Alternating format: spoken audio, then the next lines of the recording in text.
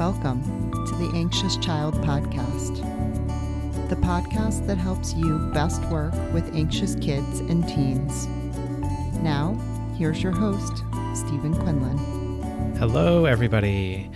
Today on the show, we have a very special guest. I am thrilled to announce that we have Jessica Lahey, who is the author of New York Times bestselling book, The Gift of Failure: How the Best Parents Learn to Let Go so Their Children Can Succeed. And she is also, more recently, the author of the book, The Addiction Inoculation: Raising Healthy Kids in a Culture of Dependence. For over 20 years, Jess has taught every grade from 6th to 12th in both public and private schools and spent 5 years teaching in a drug and alcohol rehab for adolescents in Vermont. She also serves as a prevention and recovery coach at a medical detox and recovery center in Stowe, Vermont.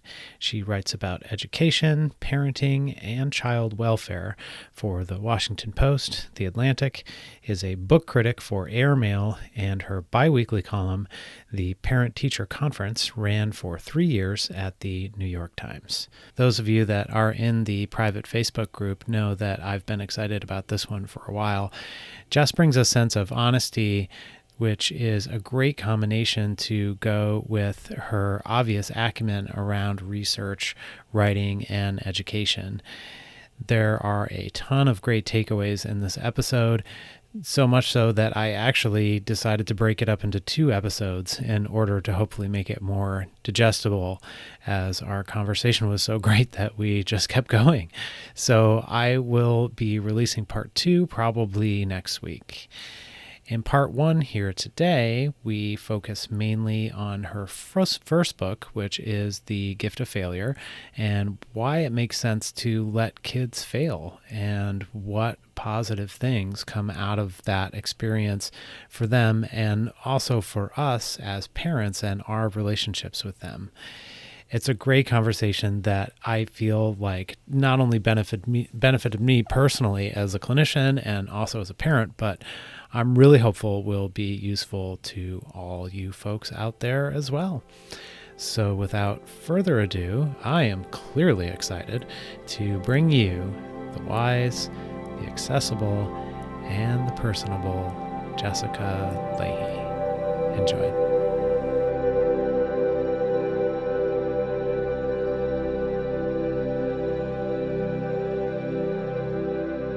I really appreciate you being here today. Thank you so much for joining us. I hope you're enjoying all of the fall foliage up there in Vermont where you are now, correct? I am. Yeah, I think we're just passing peak, but I work once every 2 weeks in Stowe, Vermont at alcohol and drug detox and rehab there called Santa at Stowe. And I pulled up into Stowe and it was like the peak day. And it was just, no matter how long I've lived here, it always just stuns me in the fall. It's so beautiful. Yeah, me too. It was amazing. I heard one of my kids describe it the other day as a color tunnel going down the road. Oh, that's perfect. That's exactly what it is. That's perfect. Yeah, I grew up in New England and it's very difficult for me to live any other place in the country, especially this time of year. So. Yeah, love it. Well, I love your work that you're doing and also your 2 books that you have out. And I'm wondering if you can talk to us just kind of in general around what you see going on in the world right now in terms of kids and mental health, just kind of from that macro level. And then maybe also around what we as educators or therapists or parents can do on that more sort of smaller sphere to help that.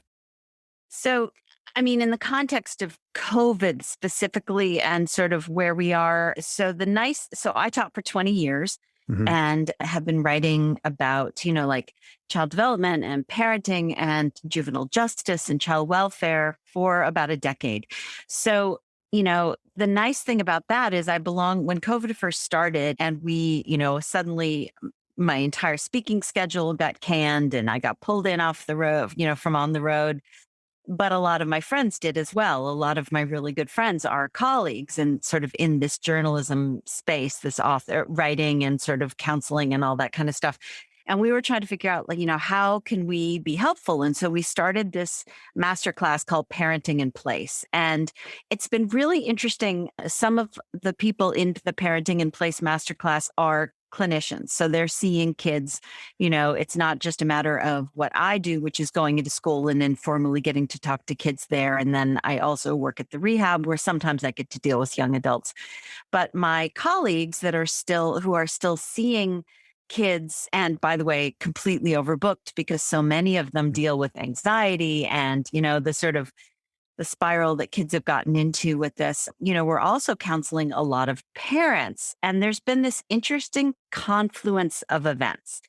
So, and by the way, as a side note, I'm married to an infectious diseases physician and a medical ethicist. So it's been a super busy year for us and a really eventful year for us. I have two kids, a 22-year-old and and the younger one's just about to be 18.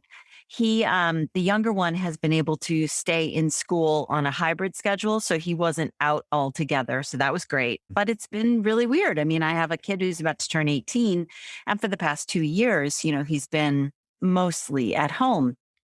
Mm-hmm. So this confluence of events that was really interesting was parents were freaking out about just their utter lack of control over what's going on with their kids' school, what's going on with work, what's going on with money, what's been going on, in the world. And, that's really challenging. And for a lot of parents, including myself, when we lose the ability to control things out there in the world, we tend to then turn that control inward to our own households, which often includes our children. Mm-hmm. So what kids are saying now is any autonomy, freedom they had before COVID, suddenly they lost just, in the sense that we would assume kids lost in the sense that they couldn't go out and be among their friends as much.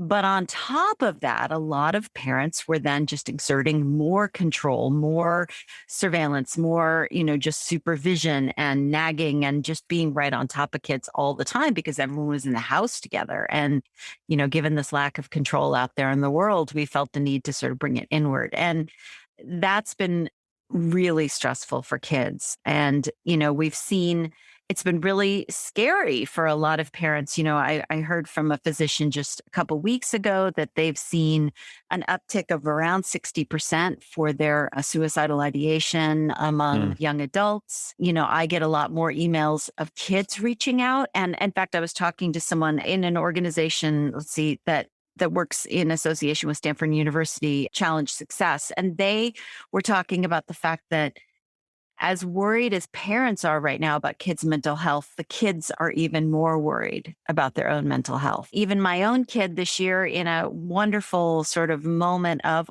he totally is starting to understand how his brain works and what he needs, he signed up for a mindfulness class this semester. Nice. Or he'll email me or text me and say, can we go for a hike after school today? Because he's also in the middle of college applications. I'm just feeling really like I can't do this unless I get a hike in. Mm-hmm, mm-hmm. So, I think, and then the work that I do around substance abuse and substance use prevention has also intersected with this because the thing we know works for substance use prevention is really good social emotional learning programs with health components. So at a time when kids need more social emotional support, more mental health support than we've seen in a while, we also know that the very tools that we can offer them, especially in a school context, are also some of the most effective tools for risk prevention, preventing all kinds of high risk behaviors from, substance use to, sex before you're ready to getting in a car with a drunk driver, that kind of thing. So, I'm optimistic in the sense that suddenly we really understand the need for these services. At the same time, I'm really concerned about kids moving forward. I'm worried about, I have this 18-year-old kid who's going to go off to college, and that socially, it's going to be not just a full immersion experience the way it is for everyone when they go off to college, but think about it. This kid has spent much of the past 2 years in one house, in his room a lot of the time, because that's his one space that's completely his. And then all of a sudden he's going to be living with a roommate in shared spaces everywhere. It's going to be a rough transition. And as it has been for all kids, no matter how young or old they are. Yeah, I have a lot of similar feelings about that. It feels like there is a chance here with everything that's happened around increased awareness of mental health and how do we manage this stuff and what works best. And to hear that kids are looking for that themselves is just wonderful. And this maybe perhaps ties into some of backing off as parents, which I know is something that you talk a lot about in Gift of Failure. But also, even just environmentally, you look at it in that context, right? Like there's a chance to look at, we stopped doing all of these things for a while. We stopped traveling and going all these places, and the earth like started to have this different sort of feel to it. And so I'm encouraged by that there, those things are happening. But at the same time, I feel like the other shoe hasn't necessarily dropped on a lot of this stuff. We won't really see the impact until maybe even a few years from now. It's funny because I have two things up on my screen right now. I have you, and then I have SAMHSA's report to Congress on the prevention and reduction of underage drinking. And, everywhere we look, whether it's that, whether it's, all the other, we get great data coming out about what's been going on with kids, but usually there's that lag time of a couple of years whenever we're looking at research on the state of how kids are doing and, their opinions on high risk behaviors and their opinions on all this stuff. And there's that lag period. And so whenever people ask me about, for example, substance use and the pandemic, I don't think we're going to have, as you said, I think the other shoe is going to drop in a little while. I think it's going to be the next couple of years where we're really going to see what the exact consequences of this are going to be. I think in the short term, we have kids who haven't had the opportunity to build autonomy, haven't had the opportunity to engage in a lot of novel behaviors. And those, the very purpose of adolescence is to allow kids to individuate and engage in some novel / people often default to risky behaviors, which is just not exactly correct. We need to talk more about sort of novelty as opposed to risk, because yes, novel behaviors often contain risk, but it's really that searching for novelty that we need to focus on with adolescents, especially if we want to frame it in the way that allows us to be helpful to them around that. And I think this reframing is one of the most important things that we can do right now, whether you look at the research on resilience, whether you look at the research on how to help kids really have some autonomy and build their self-efficacy during adolescence. We have to talk a little bit about how to help kids have those dopamine boosting experiences, those novelty, the experiences of novelty. How do we reframe all of this for kids so that they can not just feel horrible about what's been missed, but feel like there's potential coming out of this to learn from our mistakes and learn from some of the experiences we've had. And, I don't want to paint this all as doom and gloom. I mean, we've had some really good experiences coming out of this. Like my two sons had time together to bond that they wouldn't have had otherwise because my older kid had to come home from college when they shut down. Or, yes, I've had a lot more time with my kid, and we've had to be a lot more resourceful in terms of how we spend time together and being good companions for each other, because there weren't a lot of other people to be companions with. So there has been some positive stuff, but I think reframing for kids is going to be one of the most important things that we do. Yeah. And you talk in Gift of Failure a lot about this idea of enmeshment. And I'm thinking about the challenge for parents who have been spending all of this extra time with their kids, which on the surface is obviously wonderful. And you're developing those bonds, hopefully, and all of those things. But then to be able to turn around and sort of release your child out into the wild, which is also a scary place right now for a lot of legitimate reasons. And having to be able to work through that as a parent during, this time, it's exceedingly difficult. Can you talk a little bit about enmeshment and how that, when it gets to that point, a lot of people might not be familiar with that sort of psychological term, but when it gets to that point, how that can be detrimental as opposed to positive in that relationship? Well, since my head is so deep into the whole college thing, I can tell you we're having a very different experience with our younger kid than we did with our older kid, because with our older kid, he just sort of Well, first of all, he was driving earlier because he was in the state we were living in then and the state we live in now. You can't get your driver's license unless, before 18 unless you've had driver's ed. So great. My big kid had driver's ed because it was normal times. And now, driver's ed got canceled for the most part, or it was impossible to get into because they had to distance. They couldn't cram a whole bunch of people in one car. So my kid hasn't had his driver's license. So going off to look at colleges by himself has been as much of a thing.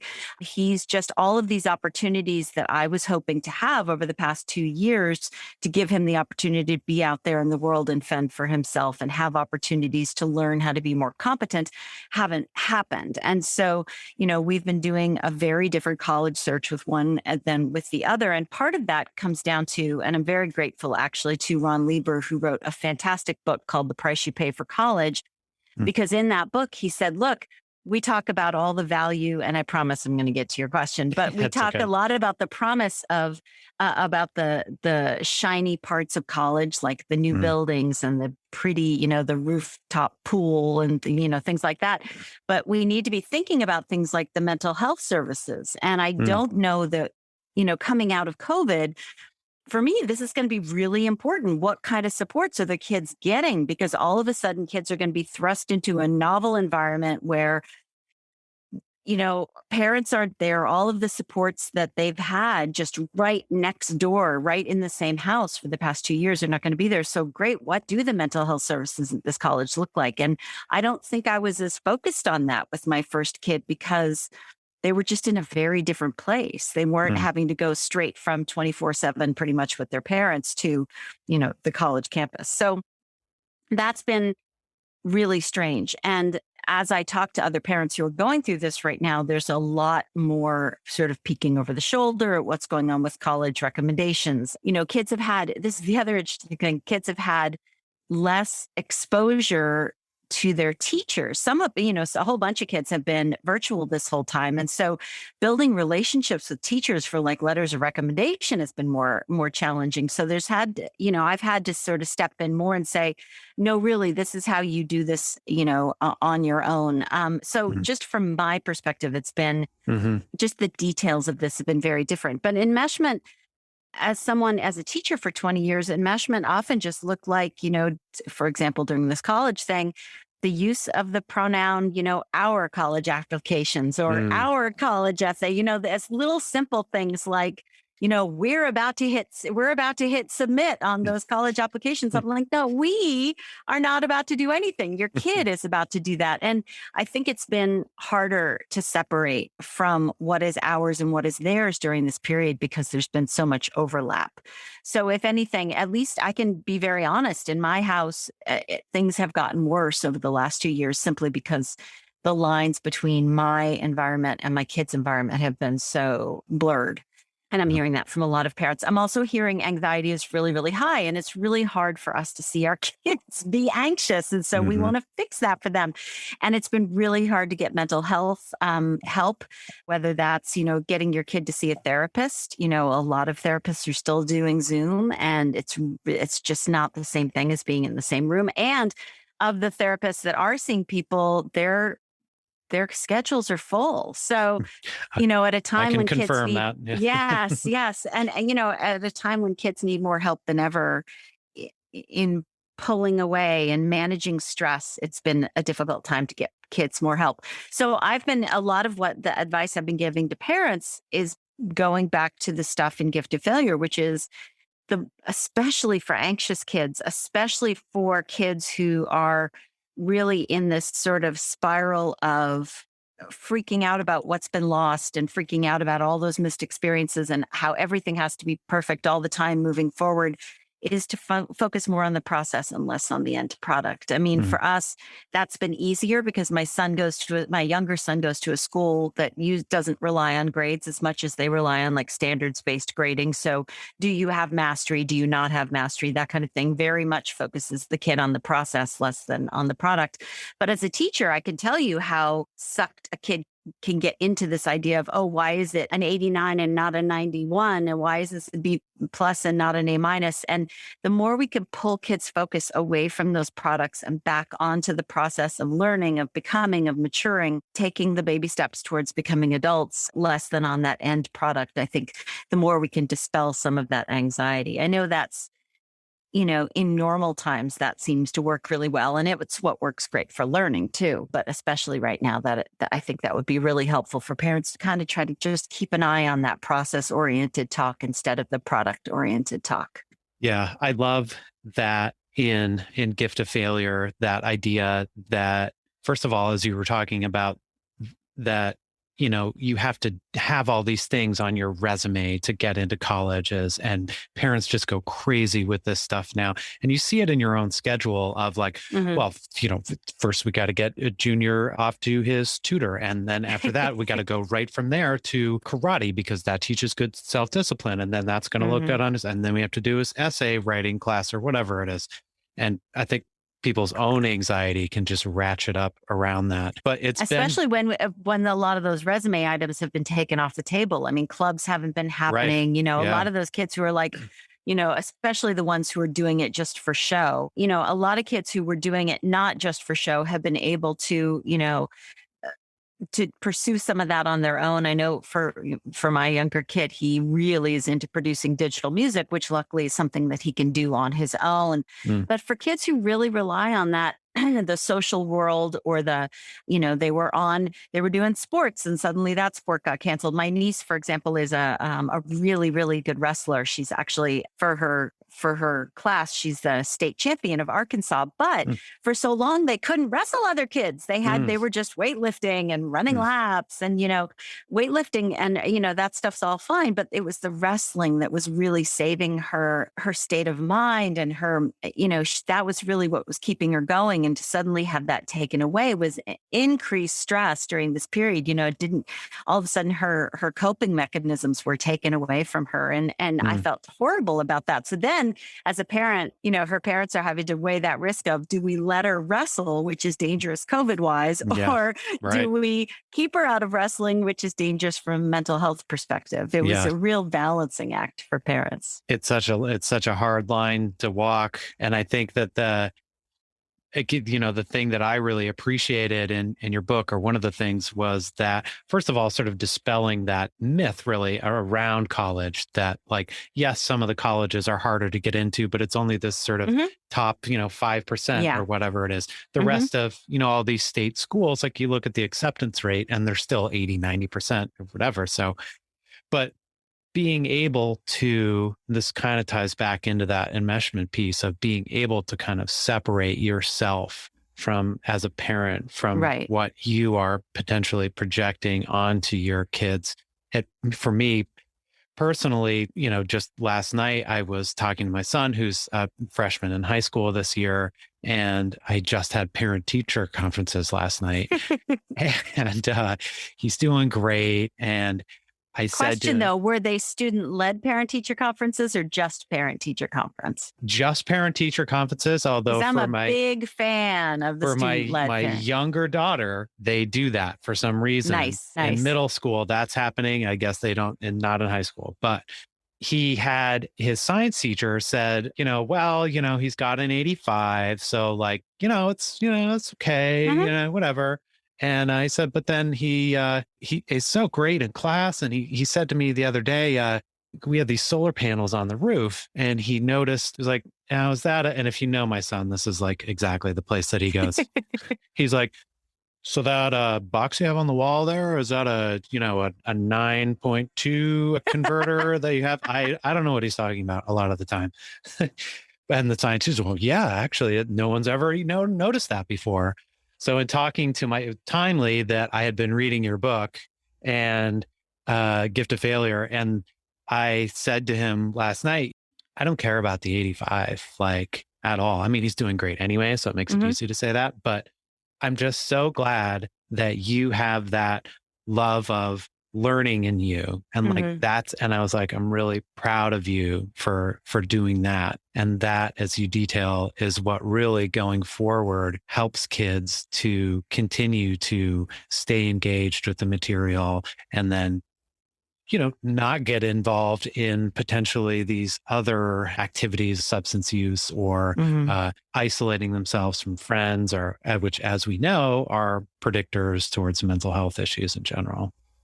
Yeah, we were really, when we moved here to Vermont, we really looked at it, since I was an education journalist and sort of was my wheelhouse. I did a lot of looking at the schools around here and sort of I was already a fan of standards-based grading, and ideally wanted to find a school that would do that instead of A through F grading, do, sort of more mastery-based grading, standards-based grading. And luckily, the school that our son goes to now, which is a very large district, it's the largest high school in the state of Vermont, which, we're talking relatively speaking here, it's large, but it's the largest district in the state of Vermont. And what they do is they use standards-based grading at this high school, which is great because it requires my son, it automatically sets up to the family, the kids, the administration, the teachers to be more focused on the learning that's happening as opposed to the end result. Because so much of what my son is doing is taking a lot of formative assessments to figure out like where he is. Does he understand it? Does he not understand it? What does he have to go back and sort of dip his toes into? And for the teachers, it's great. It's also formative for the teachers, because if the kids are not doing well in a certain area, they're like, oh, whoops, shoot, I got to go back and redo that piece because clearly I didn't get the process across there. So we've been set up through this, being exposed to standards-based grading, so that when we're talking about how things are going in school, we're hardly ever talking about scores, because that's beside the point. What we're talking about is, do you understand what's going on and are you learning? And that's been the benefit for us, focusing more of having a standards-based school, is that our focus is automatically more on the process and less on the product. Whereas when I've taught in schools where it's that we use A through F grading, everything's about the grade. Everything from students trying to curry my favor to, can I have that extra credit point, and using those points and scores as a lever to get kids to do what we want them to do. And as we know, based on a lot of research, Edward Deci, and then, Dan Pink has his TED Talk about it, and then I write about it in Gift to Failure as well, that extrinsic motivators like grades, for example, don't actually boost motivation to learn or boost motivation in general. They actually undermine motivation over the long term. So the danger we run of focusing so much on that 85 as opposed to the learning that's happening behind that 85 is undermining their motivation. And, from my part as a teacher, if I were to hear, let's say I got your kid in my class, a kid transferred to my school, and I look and I see he has a B, I'm like, well, great, but what does that mean? What does your kid know and what does your kid not know? And I wouldn't know if your kid can tell a verb from a noun. I wouldn't know if your kid can, knows what the quadratic formula is. That's not what a B tells me, but a standards-based report card actually would, because it would tell me exactly what skills your kid does and doesn't have. So that's been, a big push for me, is to help people understand that that there are ways to rejigger education and parenting so that we can be more focused on the process and less on the product all over the place. Yeah. And it's one of the dangers I feel like there with the focus on just the A through F grading is that kids identify with that. So if you're doing poorly and you're struggling, it's kind of the self-reinforcing thing that happens where you're like, I'm not smart, I'm no good. Well, and here's evidence of that. Here's the D that I got. Yeah. And in the language we use, we often refer to kids as, this kid is a B student.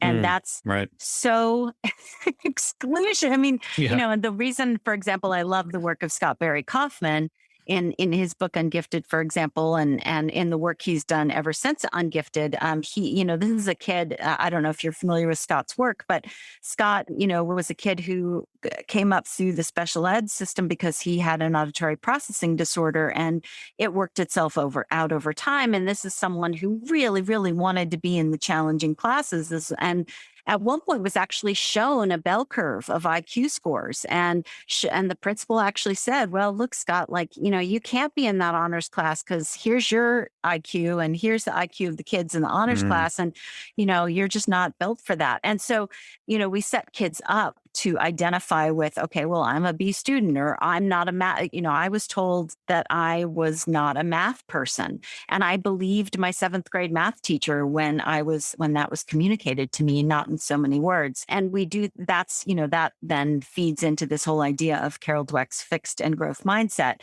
If I have a fixed understanding of my math skills, which are, you're just not a math person because in 7th grade you didn't do well in algebra, that then set me up for the rest of my life where I'm like, oh, math, I'll hand that to my husband because he's a math person. And, after I read Mindset, I just got so pissed off that I ended up going back and retaking algebra when I was in my early 40s with my students and with my then 8th grader, who's now actually a math minor in college. And it was humiliating, and it was exhilarating, and it was fun. And I am a math person. It just turns out that math is hard. And, that's all I want for kids, is for them to not box themselves in and say, I can do this. It just might be hard. This is something that, if I try this, if I actually push myself outside of my comfort zone and try something that's difficult for me or embarrassing for me or in a new domain, that I can actually strengthen my capacity in my brain. That's what I want for kids. And a lot of that comes down to us having to model that for them. Yeah, I was thinking as I was reading about Carol Dweck and mindset and all of those things, that there's such a tie over to things like anxiety in particular, where kids feel like, I can't do that because I have anxiety, or I'm an anxious kid, or because I'm not good at it right away. That's not for me. I can't do that thing. It's not, we're so enamored with the whole prodigy mentality of, you're talented at that right off the bat, so therefore that's worth sticking with. Right. And there's no working through that happens. There, a lot of the best ways to come at anxiety, for example, is exposure therapy. So you're actually going into that thing that you find so difficult. You might take sort of baby steps into it, but you're going into it with the assumption that we're going to get through this and we're going to kind of help you to get through it. So I think there's some real parallels there, but as parents, it's so the natural inclination, and you talk about this as well, and so does Lynn Lyons. I don't know if you're familiar with her or not. Anxious Absolutely. Kids, Anxious Parents. That we as parents, like that tendency is to jump in there and snowplow is the term I hear used now, right? To really push everything out of the way for you. We're going to make this easy for you because we love you, honey. Well, or to be, and here's the term I actually like best, and this is Wendy Grolnick's term, which is being highly directive, because as that resonates for me both as a teacher and as a parent. If I'm constantly giving my kid the next step, here's what you do next. No, okay, now do this. Okay, now do that. My kid is never getting that opportunity to get frustrated and then have to rely on themselves to have the wherewithal, to have the emotional resilience, to have the competence and the innovative, sort of the ability to rely on themselves to be a little bit innovative and figure their way out of that problem. And sometimes in the classroom, that shows itself as, those kids that raise their hands in the first 5 seconds that you've handed something out to them because they're so sure they're not going to be able to do it, or they anticipate an issue that they want to be told before the issue even comes up how to do it. And in kids, it just means that you have one of those, often it fosters learned helplessness, that sort of passive, boneless, you just tell me what to do and I'll do it. And I remember, having conversations with parents of I would have these students in middle school that were the throw your hand up in the air, ask Mrs. Lahey the question in the first 2 seconds. And those were the same kids that were spiraling with their anxiety over homework at night because their parents had to be there sitting with them at the table while they did their homework. And, that's not good for anyone. And the opposite of being directive is being autonomy supportive. And in Wendy Grolnick's research, the more autonomy supportive the parents are, meaning we're there, we're supportive of them, we don't abandon them, but we redirect instead of telling them what to do. We sort of help them rely on themselves, help them figure out how to reread the instructions or look at what they did on a different math problem to apply the reasoning to this new math problem, that kind of thing. Those kids are a lot more likely to be able to figure out tasks on their own. And in Wendy's research, if you look at the difference between the two, kids of highly directive parents in this one experiment anyway were very, very unlikely to be able to complete a task that was frustrating for them when left on their own without a parent in the room, as opposed to the kids of the autonomy supportive parents who, when given a frustrating or challenging task and the parents were not in the room, were much, much more likely able to complete that task. So that's what really worries me, are those kids that just don't have any sense of how to rely on their own capacity, or are convinced they don't have any competence or capacity, and kids who don't feel like they have any self-efficacy. Because kids without self-efficacy, I see them in a couple of different contexts, either super, the kids who are in those super high pressure school environments where it's all about college admissions and parents are doing the snowplow thing that you mentioned, or the kids that I used to teach in a rehab. I taught in an inpatient rehab for adolescents for 5 years. A lot of the kids in my rehab classroom did not have parents to help them. And they also were in situations where they were given no power whatsoever. And, no matter what they did, they were still going to be abused, or no matter what they did, they still had parents who were using drugs and alcohol and weren't there for them. And so both sets of kids have low levels of self-efficacy. And that is so damaging for a kid. Kids need to understand that when they take action, it will result in some ability to make the world a better place. And, that's part of that definition of hope that I love, that comes from Shane Lopez, the late Shane Lopez. He's was a wonderful human being.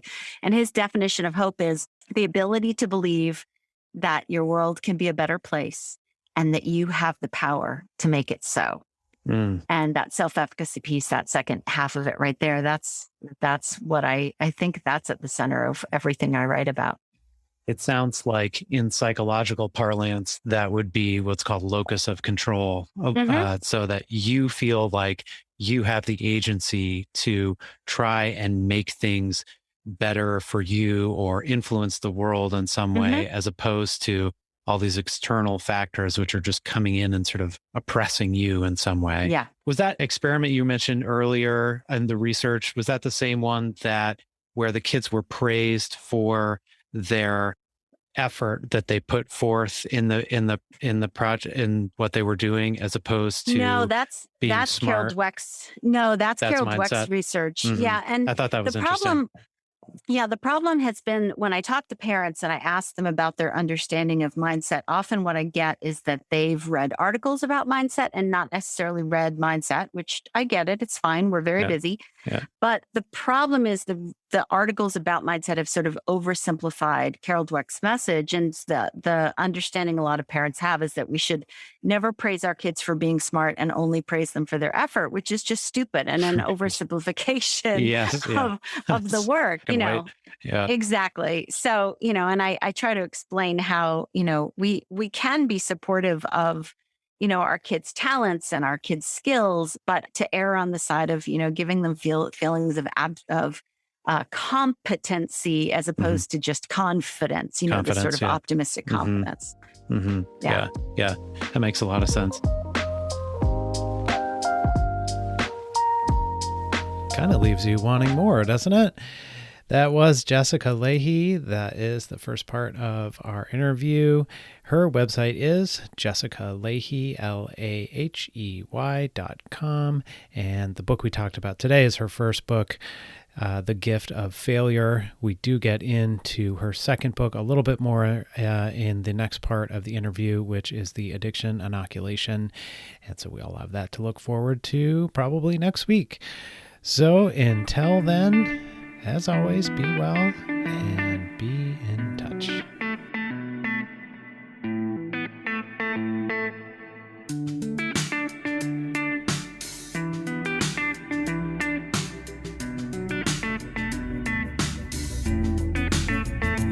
This podcast is not intended as medical or psychological treatment. In no way should it replace treatment from a mental health professional.